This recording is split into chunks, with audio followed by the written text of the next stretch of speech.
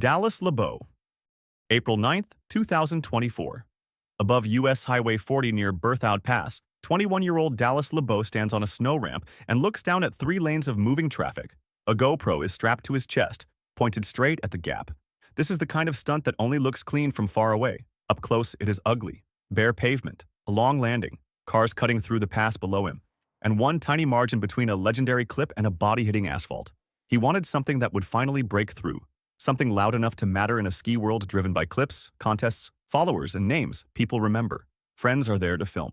The camera on his chest is there to prove it. He pushes off. The first seconds look good. His skis stay flat, the runway holds, and for a moment it feels possible. Then one small problem with a ski steals speed. On a jump like this, that is everything.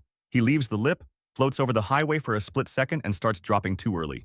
The landing stays out in front of him. It does not come closer. It does not give. He slams into the pavement below, brutal, immediate, final. The GoPro is still facing forward when the jump is already dead. The Nanda Devi Avalanche, May 26, 2019. High on Nanda Devi East in the Indian Himalayas, 8 climbers move in single file along a razor-thin ridge, roped together with open air on both sides.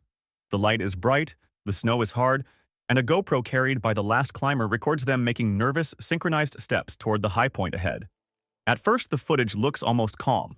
That is the part that hurts. Nothing in those seconds looks like the last clean stretch before a mountain tears an entire team apart. Then the terrain changes.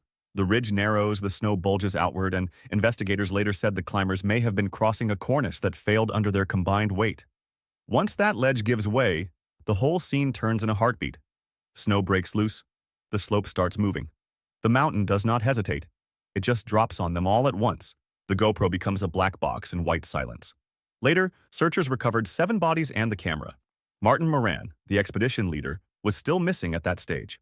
The recovered footage did not show a heroic ending. It showed a team still moving, still balanced, still alive for a few more steps. Then the image went blank, and the mountain kept the rest.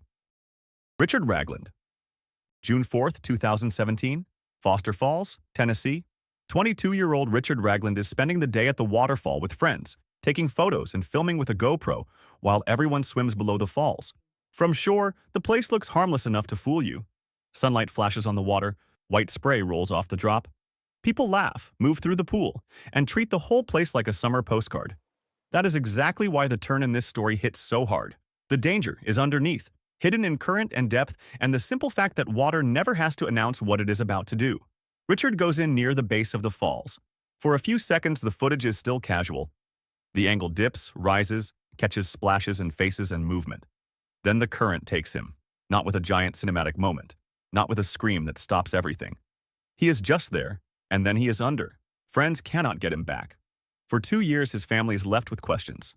Then diver Rich Aloha finds a GoPro buried in muck at the bottom. The SD card still works.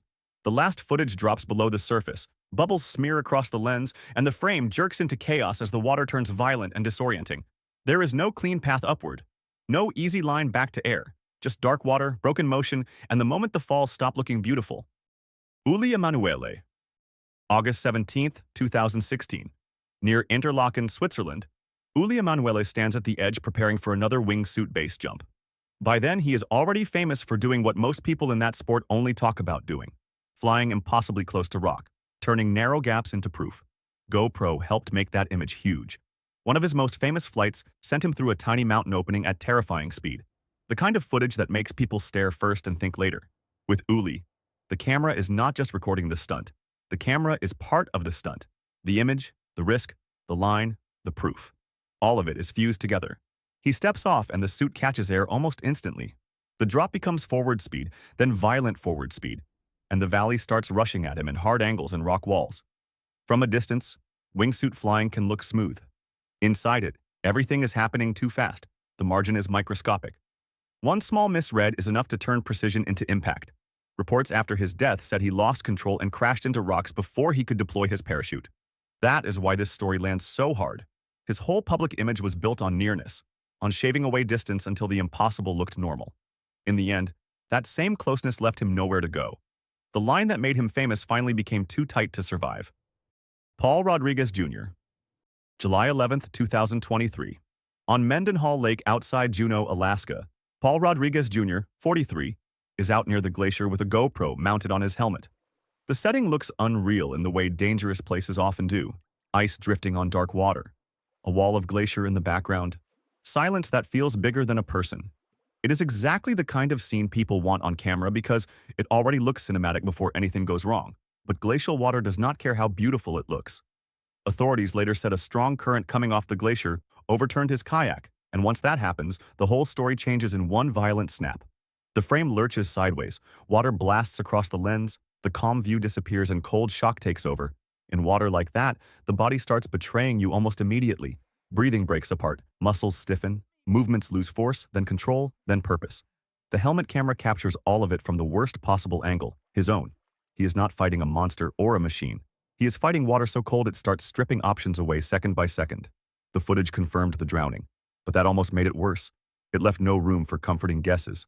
Just a man in freezing water, the struggle getting smaller, the motion getting slower, and the camera still running long enough to show exactly how fast a beautiful place can turn lethal.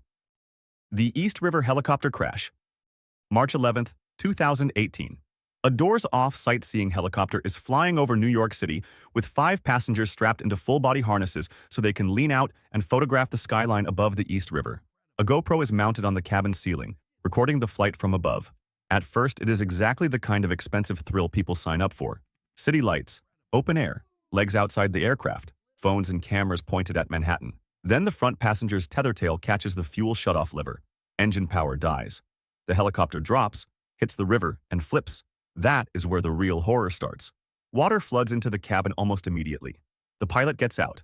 The passengers do not.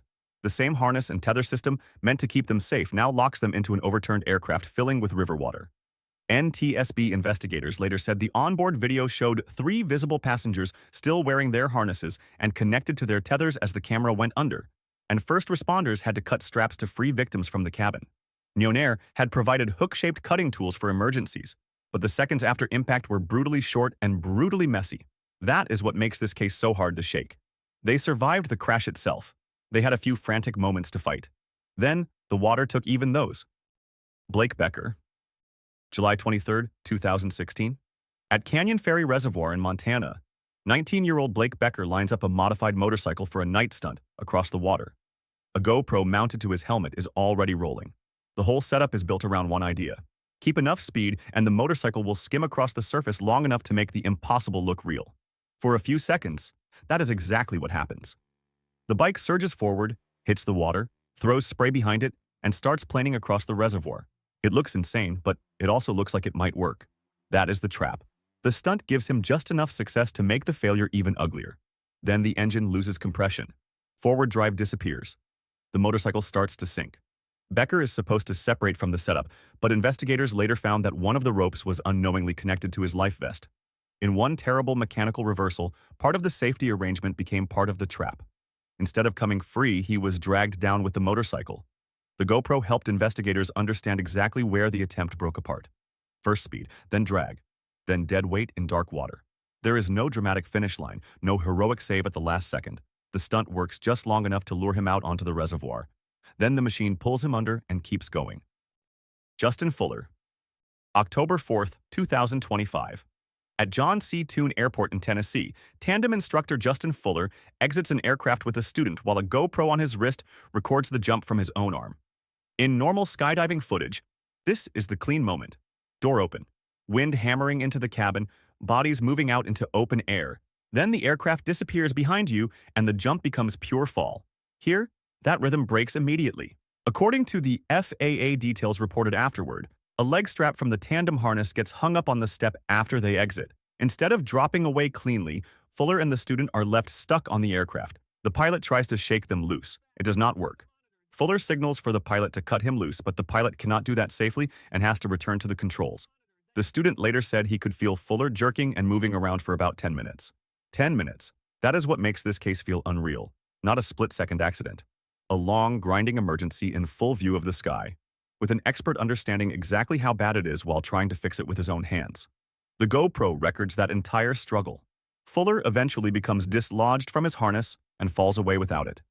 The student survives under the reserve. Fuller does not.